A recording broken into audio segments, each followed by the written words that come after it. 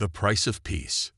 The diplomatic vessel Olive Branch hung motionless against the backdrop of unfamiliar stars, its sleek hull reflecting the distant light of an alien sun. Commander Sarah Chen stood at the bridge's observation window, her dark eyes fixed on the swirling, ethereal construction before them. The Galactic Concordet's Central Diplomatic Station. Another request for atmospheric adjustment.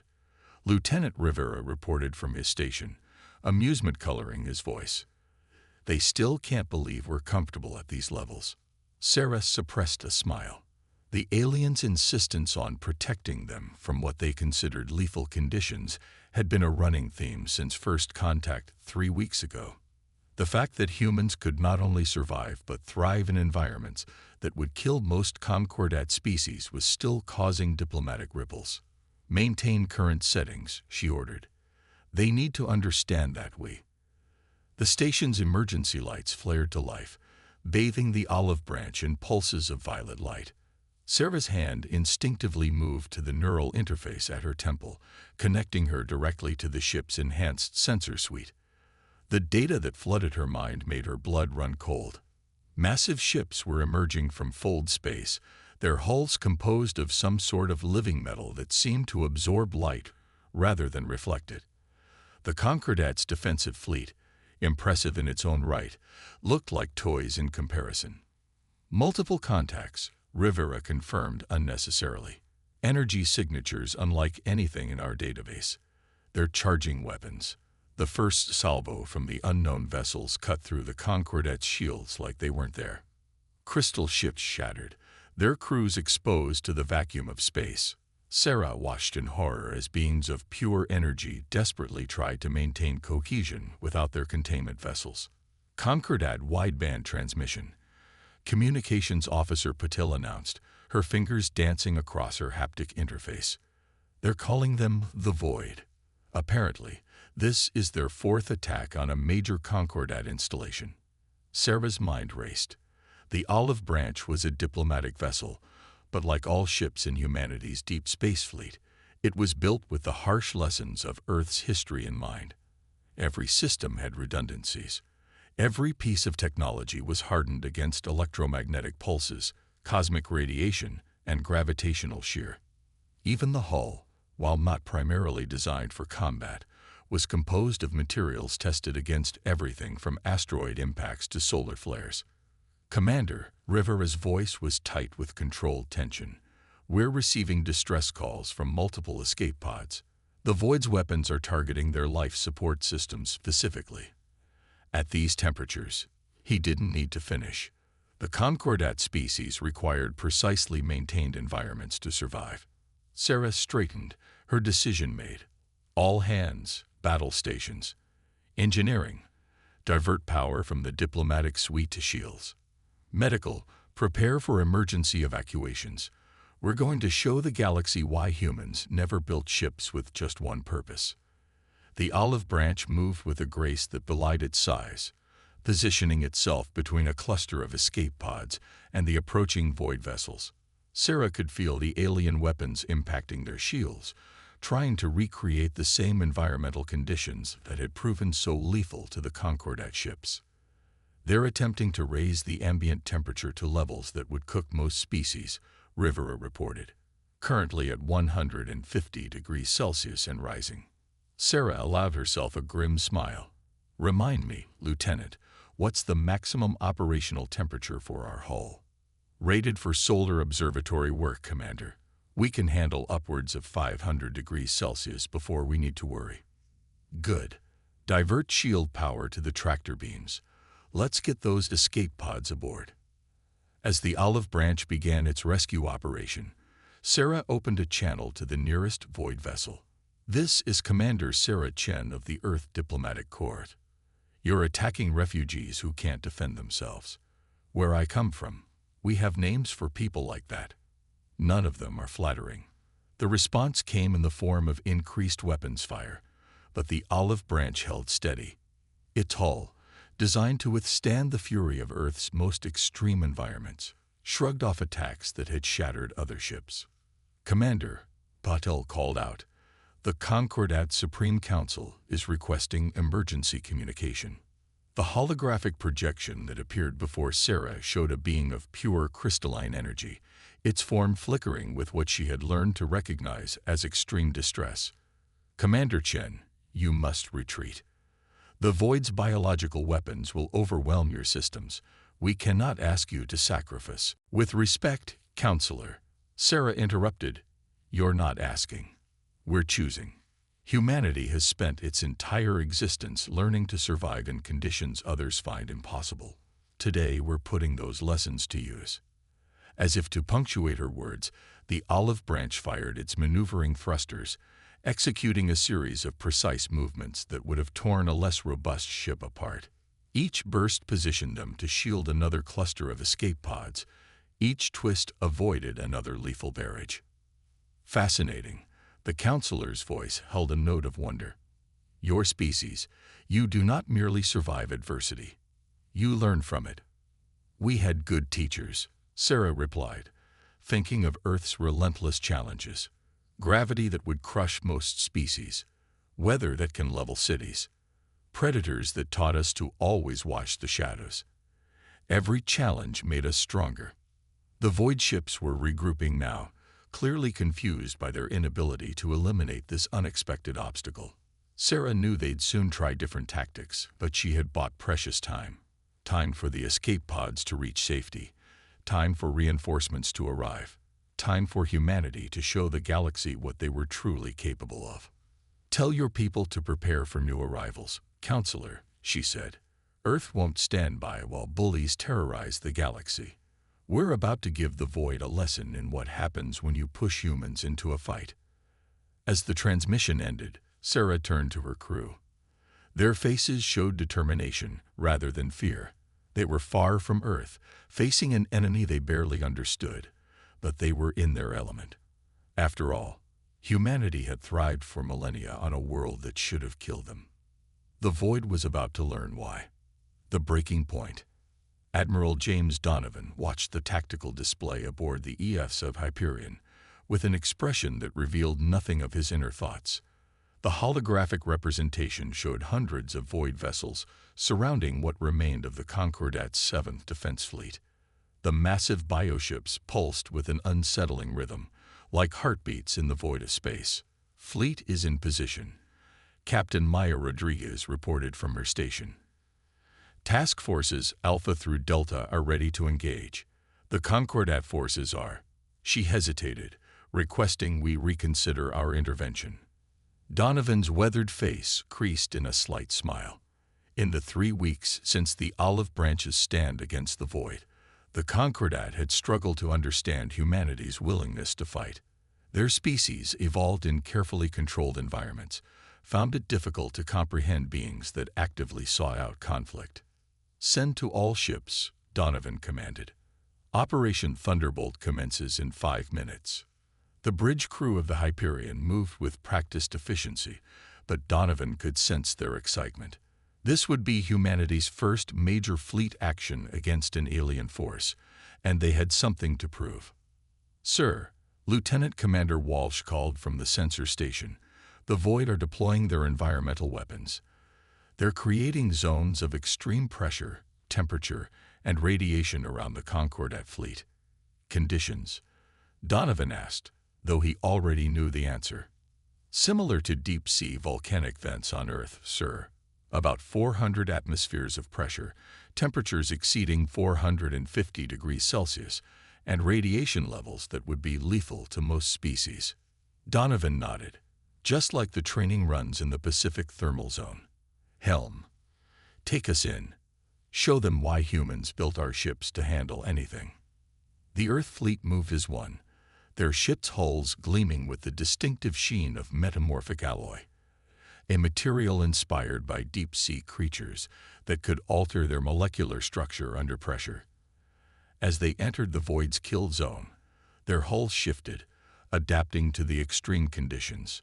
"Concordat ships are in full retreat," Rodriguez reported. They're asking if we're insane. "Send them the briefing packet on Pacific Thermal Zone operations," Donovan replied. Let them understand that these conditions are where we train our crews. The void ships reacted to the human fleet's approach with what seemed like confusion, their biological weapons increasing in intensity. The space around the human ships became a hell of pressure, heat, and radiation that would have turned most species to vapor. The Earth ships accelerated. "All ships, weapons free," Donovan ordered. "Show them what happens when you corner a species that evolved on a death world." The human fleet's response was devastating. Railguns designed to function in Earth's crushing deep-sea environments punched through the void's living halls. Plasma torpedoes, their containment fields hardened against solar flares, ignored the enemy's environmental defenses. Quantum disruptors, tested in the heart of electromagnetic storms, tore through their biological shields. "Sir," Walsh's voice held a note of surprise, "the void ships, they're retreating from our advance. Their biological systems appear to be struggling with our counter-pressure tactics." Donovan's smile grew slightly. They'd never fought an enemy that gets stronger under pressure. Push them harder. Don't let them adapt. The battle transformed into a dance of physics and determination. The void ships attempted to create killing zones of various extreme conditions, only to find that each new environment was one humanity had already mastered: high pressure. Humans had cities in the deep ocean. Extreme heat. They operated research stations inside volcanoes. Radiation. They had mining colonies in Jupiter's magnetosphere. Concordat observation vessels are transmitting data on our combat performance, Rodriguez reported.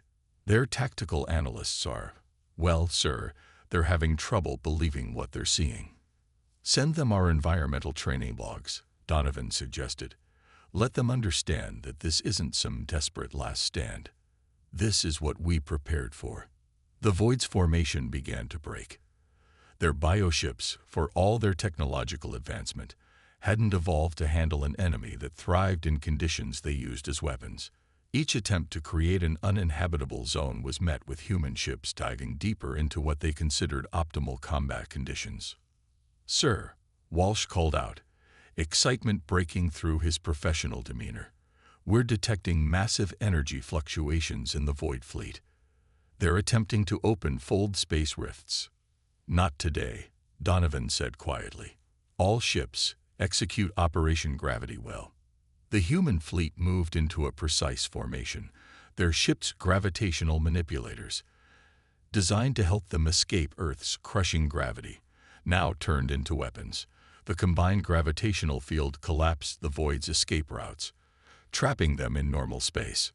"Message from the Concordat flagship," Rodriguez announced.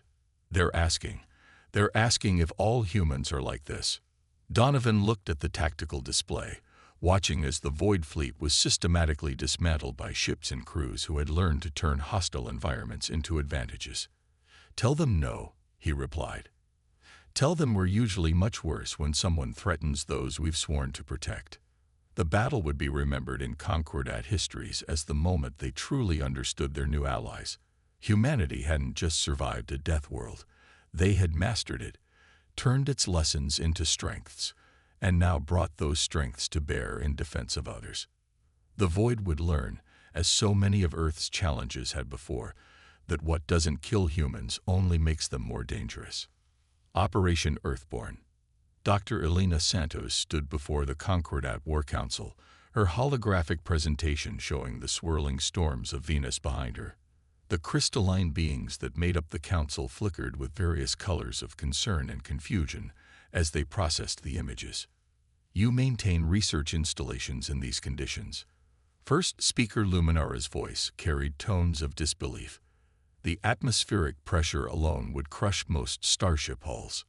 90 atmospheres of pressure, sulfuric acid clouds, and surface temperatures that can melt lead. Elena confirmed with a hint of pride. "We've had research stations on Venus for over 50 years. It's where we developed many of our most robust technologies." The council chamber erupted in musical tones of astonishment. Elena waited patiently, knowing that what she was about to propose would shock them even more. The holographic display shifted to show detailed scans of the void's primary staging area, a massive space station orbiting a brown dwarf star. Our analysis confirms that the Void's biotech requires extreme conditions to maintain peak efficiency, Elena continued.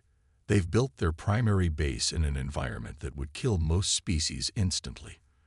The radiation alone is enough to break down molecular bonds in most materials, which is why we cannot attack it. Second speaker Helios chimed in, their crystalline form pulsing with frustration. Our ships would disintegrate before reaching weapons range. Elena's dark eyes sparkled. Perhaps, but humans have been dealing with lethal environments since we first crawled out of the oceans. We don't just survive them, we learn to use them. The display changed again, showing technical specifications for a new class of human vessel. The Council's illumination dimmed noticeably as they processed what they were seeing. The Prometheus-class deep environment assault ship, Elena explained, based on our Venus exploration vessels, but heavily modified. The hull uses metamorphic alloys that actually become stronger under extreme pressure and heat. The shield systems are derived from our solar probe program. They can withstand being inside a star's corona.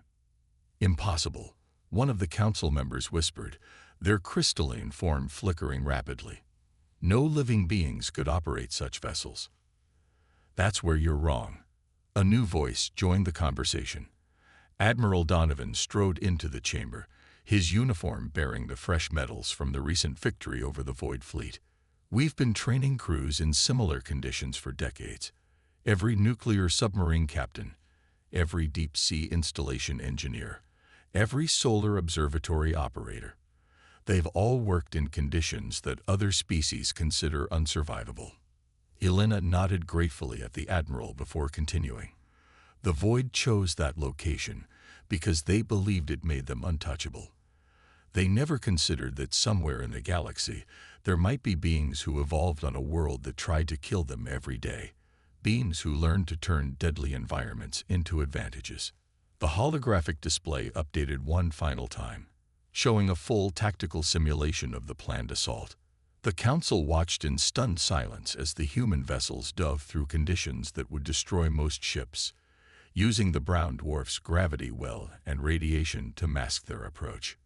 We call it Operation Earthborn, Donovan explained, because everything we learned surviving Earth's challenges has prepared us for this moment. 3 days later, Elena stood on the bridge of the EFS Prometheus, watching as the massive brown dwarf filled their view screen. The ship's hull creaked and groaned as it adapted to the increasing pressure, but held firm. Around them, 11 other ships of the same class moved into attack formation. Final environmental readings. Captain Yuki Tanaka reported from her command chair. External pressure at 1,200 atmospheres. Temperature at 1,500 Kelvin. Radiation levels. Well, let's just say we're getting more rads than a solar flare up close and personal. Just another day at the office, Elena replied, checking the readings from her environmental systems. The ship's life support was maintaining perfect Earth normal conditions despite the hell outside. Status of the Void Base. They've detected us, Tactical Officer Chen reported with a grim smile. But they're not doing anything. I don't think they can believe we're actually here. Elena understood their confusion. The Void had built their base in conditions that would destroy most advanced technology, thinking it made them invulnerable. They never imagined facing an enemy that had spent centuries learning to survive in every deadly environment their homeworld could produce. All ships report ready, Tanaka announced. Operation Earthborn is go. The human fleet moved through the lethal space around the brown dwarf like deep-sea predators, their hulls shifting and adapting to each new challenge. The Void's defenses, optimized for their supposedly uninhabitable environment, proved ineffective against ships designed to operate in equally extreme conditions. They're powering up their environmental weapons, Shen reported, almost sounding amused. They're trying to increase the pressure and radiation. Let them, Tanaka replied. Our hulls get stronger as the pressure increases. The radiation just makes our shields more energetic. Show them what happens when you corner a species that turned their death world into a staging ground for galactic expansion. The battle that followed would be studied in military academies across the galaxy for centuries to come. Human ships, drawing upon generations of experience surviving in Earth's most hostile environments, systematically dismantled the Void's supposedly impregnable fortress. Each attempt by the enemy to use the environment as a weapon was turned against them by crews who had trained for exactly these conditions. As the Void's base began to crumble under their assault, Alina couldn't help but think about the irony. The very conditions the enemy had chosen to hide in had become the key to their defeat. They had failed to understand a fundamental truth about humanity. What doesn't kill them becomes their strength. The lesson would not be forgotten. The Stormbreakers. Lieutenant Commander Marcus Ways stood in the Combat Information Center of the EFS Storm Chaser, watching as the massive hurricane-like anomaly twisted through space before them.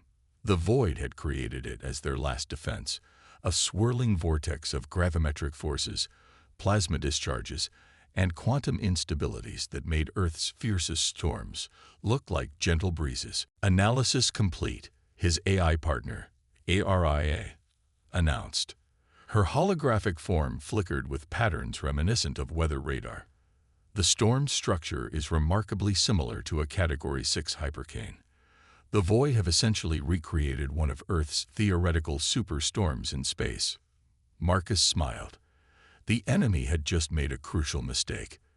They copied our storms without understanding why we survived them. Tactical. Show me the eye. The main display zoomed in on the center of the space storm. There, protected by the swirling chaos, sat the remains of the Void fleet. After Operation Earthborn had destroyed their main base, they had retreated here, creating this impossible phenomenon as their shield. Concordat ships are holding at maximum safe distance, Communications Officer Park reported. They're strongly advising us to retreat. According to their calculations, nothing could survive passing through that storm. Send them our thanks for their concern, Captain Diana Martinez said as she entered the CIC. Then patch me through to the Stormbreaker fleet. The display split to show the commanders of 7 other ships identical to the Storm Chaser. Each vessel was a new design, created specifically for this mission, incorporating everything humanity had learned about surviving extreme weather events. Ladies and gentlemen, Martinez began, the Void thinks they've created the perfect defense. They've built a storm that would tear apart any normal ship. But we're not normal ships, are we? We're storm breakers. We're the children of a world that throws hurricanes, tornadoes, and tsunamis at us, and we learn to dance with them all. She gestured to the tactical display. Araya, show them the approach vectors. The eye overlaid the storm with glowing lines, each one highlighting a path through the chaos. The Void created this storm using stolen data about Earth's weather patterns, Araya explained. But they missed something crucial. They don't understand how we learn to predict and navigate such phenomena. Marcus took over the briefing, his expertise in storm dynamics coming to the fore. Look at the energy flow patterns. They're trying to recreate a hypercane, but they don't understand the thermodynamics involved. There are weaknesses in the structure that mirror the ones we've learned to exploit in terrestrial storms. The plan was audacious. The Stormbreaker fleet would dive into the maelstrom using techniques developed over centuries of weather prediction and disaster response. Each ship was equipped with gravitational manipulators that could create countercurrents in the storm's flow, temporarily creating safe passages. Remember your training, Martinez concluded. Every one of you has flown through hurricanes on Earth. Every one of you has faced down nature's fury and emerged stronger. This is no different. The Void think they've mastered our storms. Let's show them what real stormbreakers can do. The human fleet moved into position. The Storm Chaser led the formation, its sensors probing the swirling chaos ahead. Around them, the other ships adjusted their positions with the precision of long practice. Storm intensity increasing, Araya reported. The Void have detected our approach. They're trying to strengthen the perturbations. Perfect, Marcus replied. They're just making the energy gradients more pronounced. Easier to read, easier to predict.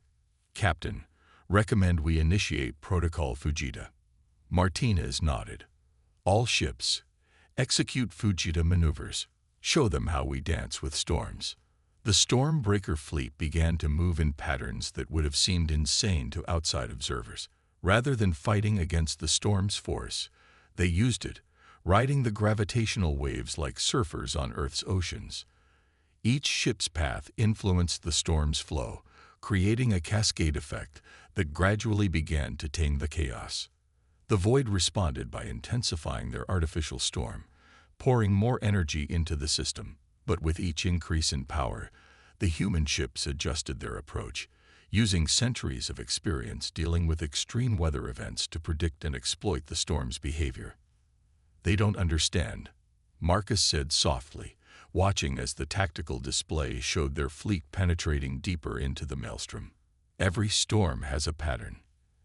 Every chaos has its rules. Earth taught us that.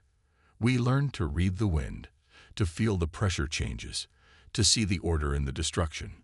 The storm chaser shuddered as it rode a particularly violent gravitational wave. Around them, the other ships maintained their precise formation, each one executing their part of the dance perfectly. They were storm breakers, the inheritors of humanity's long struggle against nature's fury. Multiple contacts, Araya announced. Void vessels attempting to engage through the storm. They're desperate, Martinez observed. They thought this storm would be impenetrable, that no living beings would dare to navigate it. They never understood that we've been preparing for this our entire existence. The battle that followed was unlike anything the watching Concordat fleet had ever witnessed. Human ships rode the storm's currents like ancient sailing vessels tacking through a gale. Each void attack was met with a counter that used the storm's own energy against them. The very chaos they had created became a weapon in human hands. As the Stormbreaker fleet closed in on the eye, Marcus watched the tactical display with fierce pride. The Void had created this storm thinking it would protect them. Instead, they had given humanity the perfect weapon.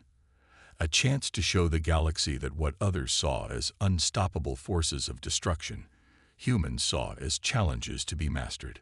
The storm was breaking, and with it, the last of the Void's defenses. Humanity had proven once again that their greatest strength lay not in their technology or their weapons, but in their ability to learn from every challenge, to adapt to every threat, to turn nature's fury into their ally. Legacy of the Deathworlders. The Grand Chamber of the Concordat Assembly fell silent as Commander Sarah Chen walked in alongside Admiral Donovan. The crystalline beings that made up the governing council seemed to shimmer with anticipation. Above them, through the transparent dome, the space storm that had been the site of humanity's final victory against the Void was still visible, now a carefully maintained monument to the battle. 6 months. First Speaker Luminera began, their form pulsing with colors of wonder. 6 months since your species intervened in our war against the Void. 6 months that have changed our understanding of the very nature of strength. Sarah watched as holographic displays activated around the chamber, showing scenes from the conflict. The olive branch standing against overwhelming odds. The Earth fleet turning lethal environments into advantages. Operation Earthborn striking at the supposedly impregnable fortress. The storm breakers taming chaos itself. We called Earth a death world. Second Speaker Helios chimed in. We thought your species must be savage survivors, barely clinging to existence on a planet that should have killed you. We were wrong in ways we couldn't have imagined. You weren't entirely wrong, Admiral Donovan replied with a slight smile. Earth did try to kill us. Many times, in many ways. But that's not the important part of our story. The holographic displays shifted, showing new images, Earth's history, cities rising from wilderness, ships braving stormy seas, aircraft piercing the clouds, space stations orbiting their volatile sun. The important part, Sarah continued, is what we learned from each challenge. Every time Earth tried to kill us, we didn't just survive. We studied. We adapted. We grew stronger. Dr. Elena Santos stepped forward, her research team's findings displayed behind her. We've been analyzing the Void's technology, their biological ships, their environmental weapons. They were attempting to recreate Earth-like conditions as weapons of war, but they only understood the surface level, the raw physics of it. They copied the letters Marcus Way added from his position near the tactical displays, but they didn't understand the language. They saw the storms but missed the patterns. They felt the pressure but didn't grasp how it shapes things. The assembly chamber filled with musical tones of discussion as the council members processed this information.